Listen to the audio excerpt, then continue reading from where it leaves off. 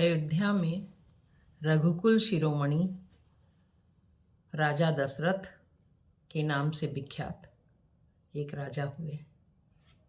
इनका नाम वेदों में विख्यात है।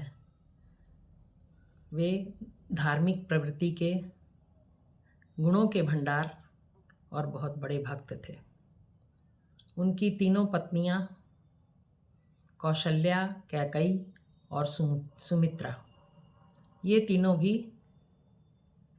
बड़ी पतिव्रता, धार्मिक और बहुत पवित्र वृत्ति वाली थीं। एक बार राजा दशरथ को ग्लानि हुई कि उन्हें कोई पुत्र नहीं है। उन्होंने अपने कुलगुरु के बुला के और पुत्रेष्टि यज्ञ करवाने की बात कही।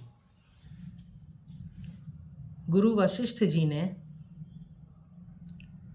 श्रृंगी ऋषि को बुलवाकर पुत्रेष्टि यज्ञ करवाया। यज्ञ के समाप्त हो जाने के बाद अग्नि देवता हविष्यान्न खीर लेकर प्रकट हुए और उन्होंने खीर का कटोरा राजा दशरथ के हाथ में दे दिया।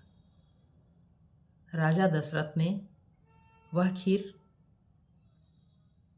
आधी बड़ी रानी कौशल्या जी को दे दी और आधी में से आधा हिस्सा कैकई जी को दे दिया और बचे हुए हिस्से के 2 भाग करके कौशल्या और कैकई के मंतव्य से सुमित्रा को दे दिया। सभी रानियां गर्भवती हो गईं। फिर एक समय ऐसा आया जब भगवान को प्रकट होना था। चैत्र मास का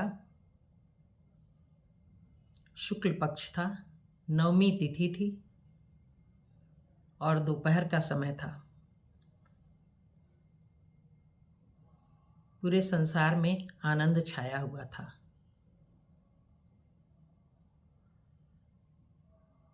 भगवान प्रकट जो होने वाले थे, उनके जन्म का शुभ समय जो था, ब्रह्मा जी सभी देवताओं और गंधर्वों के साथ निर्मल आकाश पर आ गए और बहुत खुशियां मनाने लगे। तब वातावरण ही कुछ ऐसा था कि सारा संसार आनंद में हो गया।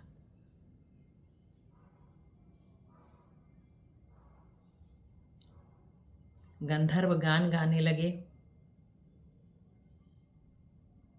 भगवान की कृतियों को गा रहे थे। देवता नगाड़े बजाने लगे, फूल बरसाने लगे। चारों तरफ आनंद ही आनंद था।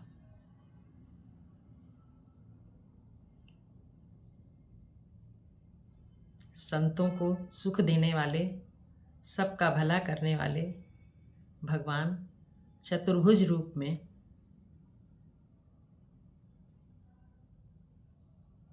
माता कौशल्या के समक्ष प्रकट हुए। माता उनके इस रूप को देखकर भाव विभोर हो गईं। रामचरितमानस में तुलसीदास जी ने उनके जन्म के वृतांत को बहुत सुंदर से दोहों में और चौपाइयों में बद्ध किया है।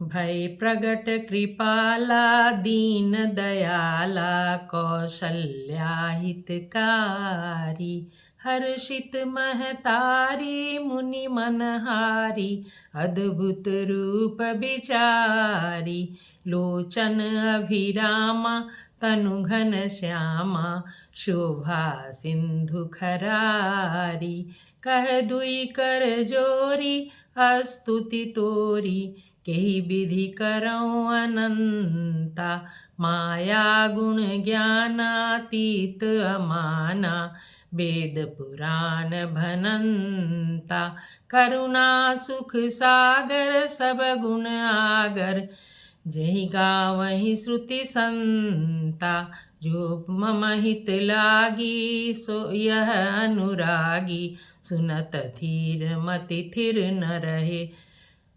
उपजा जब ज्ञाना, प्रभु मुस्काना, चरित बहुत विधि किन्ह चहे।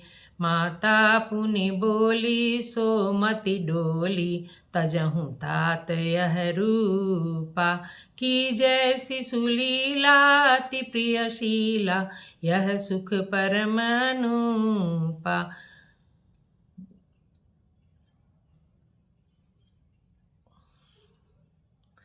इस तरह से उस समय के दृश्य को तुलसीदास जी ने लिखा है।